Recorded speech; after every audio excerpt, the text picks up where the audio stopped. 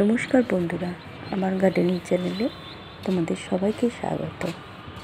হ্যাঁ বন্ধুরা, শীত তো চলে গেল, তা আমরা শীতে অনেকেই শাক সবজি করেছিলাম, তার সাথে শীতের নানা রকম ফুল। তা শীত এক প্রকার চলেই গেছে, আর অল্প কিছুদিনের মধ্যেই প্রচুর গরম পড়ে যাবে। তাই আমাদের লক্ষ্য এখন গরমের গাছের দিকে, গরমের সবজি, গরমের সেরা ফুল বলতেই গরমে আমরা যে ফুলটাকে আগে বাগানের মধ্যে বেশিভাবে আমরা করে থাকি সেটা হচ্ছে বেল, জুঁই, গন্ধরাজ, রজনীগন্ধা। তারই মধ্যে যে ফুলগুলি বেল আর জুঁই নিয়ে আজ তোমাদের কাছে আমি কিছু কথা বলবো। তার আগে আমি একটু সবজি গাছ তোমাদেরকে দেখিয়ে দিলাম। ট্রের মধ্যে আমি কিছু সবজি করেছি, সেটা তোমাদের দেখিয়ে দিলাম। হ্যাঁ বন্ধুরা, দেখো শীত তো চলেই গেল, তাই বেল আর জুঁই গাছের আমি তোমাদেরকে একটা জানুয়ারি মাসে আমি তাদের পরিচর্যা, তাদের কি খাবার দেওয়া আমি তোমাদেরকে দেখিয়েছিলাম।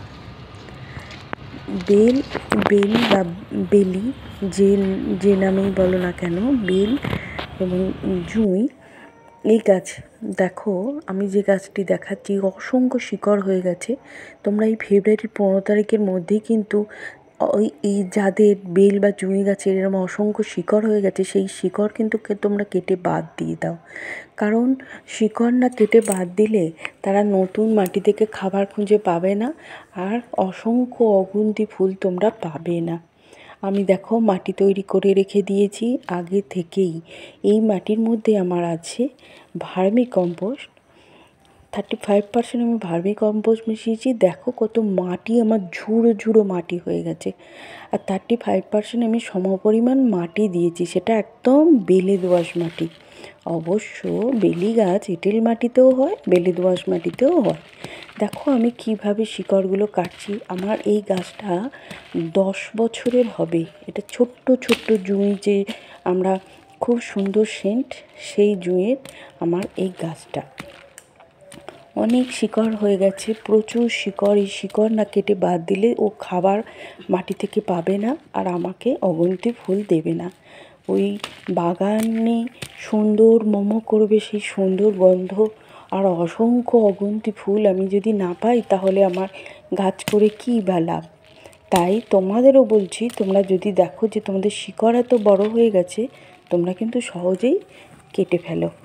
আর মাটির মধ্যে অবশ্যই আমি দিয়েছি সেটা হচ্ছে 1 চামচ পটাশ আর 1 চামচ সিঙ্গেল সুপার ফসফেট, আর 1 মুঠো ছিল নিম খোল, আর 1 মুঠো সর্ষের খোল, 1 মুঠো বাদাম খোল। এই জিনিসটার ভার্মি কম্পোস্ট আছে। আর এই মাটিতে আমি অনেক আগে মাটি আমার মেশানো মাটি, একদম মাটিটা তৈরি করা আমার 1-2 মাস আগে থেকে আমার মাটি তৈরি করে বস্তায় শুকিয়ে রোদ্দুরে রাখা ছিল। সেই মাটিতেই আমি তোমাদেরকে দেখাচ্ছি। আমি শিকড় সম্পূর্ণ বাদ দিয়েছি, যাতে পুরনো মাটি ওর সাথে না থাকে। শুধুমাত্র যতটুকু না রাখলে নয়, সেটুকু আমরা শিকড়টা আমি রাখবো।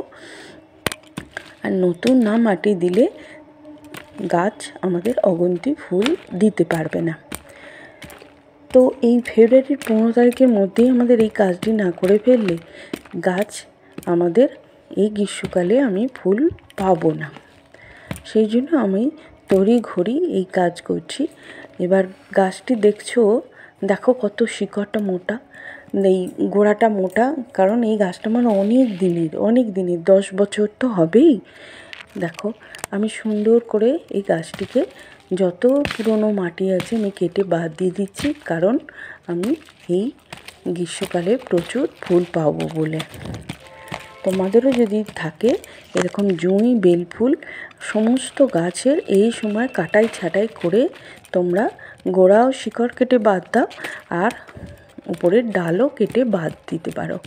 কারণ না, উপরের ডাল অন্তত একটু একটু করে না কেটে বাদ দিলে তোমাদের কুঁড়ি আসবে না, অগুন্তি কুঁড়ি আসবে না, হয়তো আসবে, অল্প আসবে, দেখো আমি কিভাবে কেটে নিয়েছি, এবং টবের নিচে আগেই আমি দেখালাম যে আমি পাথরকুচি দিয়ে দিয়েছিলাম, পাথর ভাঙা, তারপর খোলাম ভাঙা, তারপর আমি আমার ওই তৈরি করা মাটি দিয়েছি, এবং তারপর গাছটি যতটা শিকড় বাদ দেওয়া যায় আমি, এতে কোনো ক্ষতি হয় না, গাছ অনেক ভালো হয় এতে, আমি শিকড়টা কেটে বাদ দিয়ে দিচ্ছি। পুরনো মাটি আমি খসিয়ে ফেলে দিচ্ছি, দিয়ে আমি টবের মধ্যে বসিয়ে দিলাম, দিয়ে যথারীতি আমার ওই তৈরি করা মাটি আবার আমি ওর মধ্যে সম্পূর্ণ ভরে ভরে দেবো, এবং টবটাকে আমি ঝাঁকিয়ে মাটির সাথে ঠুকে ঠুকে নেবো, যাতে না ভিতরে কোনো হাওয়া থাকে। ওই ভিতরে হাওয়া থাকলেই ওখান থেকে ফাঙ্গাস তৈরি হবে, আর ফাঙ্গাস তৈরি হয়ে শিকড়কে পচিয়ে দেবে।